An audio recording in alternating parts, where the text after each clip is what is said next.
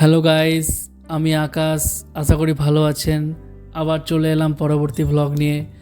এর আগের ভিডিওতে আমরা দাহাপাড়া জগৎবন্ধু ধামের যে অজানা তথ্য আপনাদের শেয়ার করেছিলাম, আর আজকের ভিডিওতে আমরা জগৎবন্ধু ধামের ছোট ধাম, যেটি মস্তক মন্তন নামে পরিচিত, সেই ধামের কিছু অজানা তথ্য আপনাদের শেয়ার করব এবং আরও ছোট ধাম রয়েছে, সেগুলো আপনাদেরকে দেখাবো।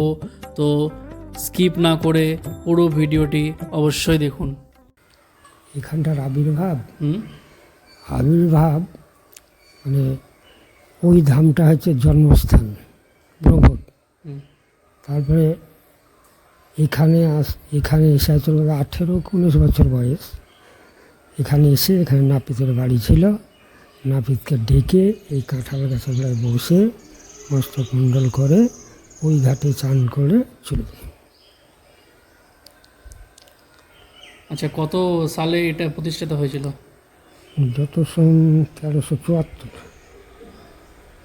আচ্ছা, আর কোথায় চলে গেল মস্তক মণ্ডল করে? মস্তক মণ্ডল করে গঙ্গায় চান করতে গেল। পরক্ষণে নাপিত একটু সন্দেহ হয়েছিল, দেখতে যাই কিন্তু আর দেখতে পাইনি। দেখতে পাইনি। গঙ্গার ধারে কোথায় চলে। আচ্ছা, আর এখানে পদ্মফুলে এসেছিল নাকি পদ্মফুলে ভেসে গঙ্গাতে? কার স্বপ্নে এসেছিল সেটা? এটা হচ্ছে ওর মা বামা দেবী, আর ওর মাই স্বপ্ন দেখত। ওর বাবা জগৎবন্ধুর বাবা দীননাথ আর ওর মা স্বপ্ন দেখে যে দুজনে গঙ্গায় চান করতে গিয়েছে, আর একটা সুন্দর পদ্মফুলে সুন্দর একটা শিশু ভেসে আসছে।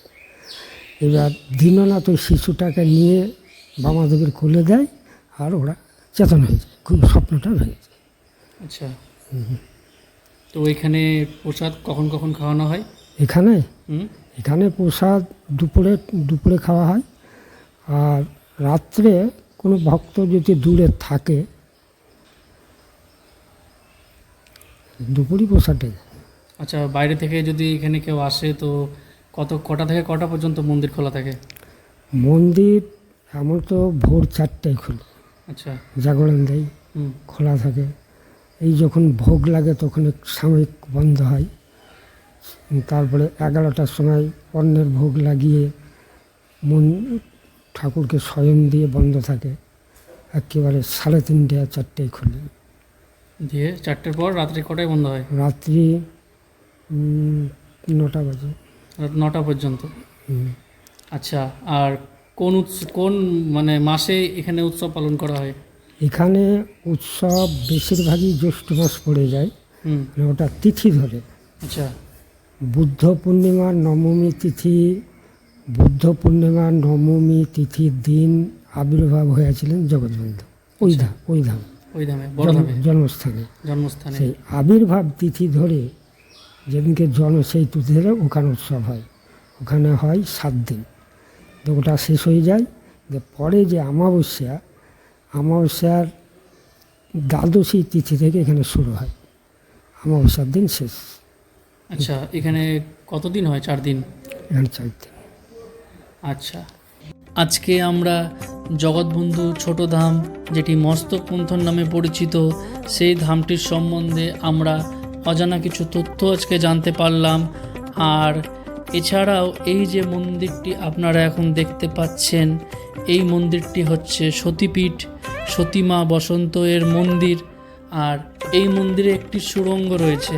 হ্যাঁ, এই মন্দিরে একটি সুড়ঙ্গ রয়েছে, যার শেষ সীমানা আজ পর্যন্ত কেউ বলতে পারেনি। আর যাকেই জিজ্ঞাসা করা হয়, কেউ এর শেষ সীমানা বলতে পারে না। সবাই বলে যে এটি জগৎবন্ধু ধামের সাথে মিলিত রয়েছে। তারপর আমরা এই মন্দিরটি দেখার পরে চলে এলাম এই মন্দিরে। এই মন্দিরের নামটি হচ্ছে জগৎবন্ধু গুরুধাম মন্দির। এই মন্দিরটি 2013 সালে নির্মাণ করা হয়েছে।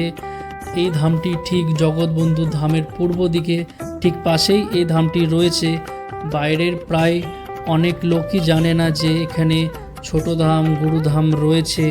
এই ছোট ধাম গুরুধাম সতীপীঠ মন্দিরের সম্বন্ধে কিছু জানানোর আমি চেষ্টা করলাম। সো আপনারা এখানে আসলে অবশ্যই এই ধামগুলো একবার ভ্রমণ করবেন, দেখবেন যে ভ্রমণ করতে খুব ভালো লাগবে। আপনাদের এই ভিডিও যদি ভালো লাগে তো অবশ্যই লাইক, কমেন্ট অ্যান্ড শেয়ার করবেন। আর আজকের মতো এখানেই আমি ব্লগ শেষ করছি। আবার দেখা হবে পরবর্তী ব্লগে। তো ততক্ষণের জন্য ভালো থাকবেন। ওকে, বাই।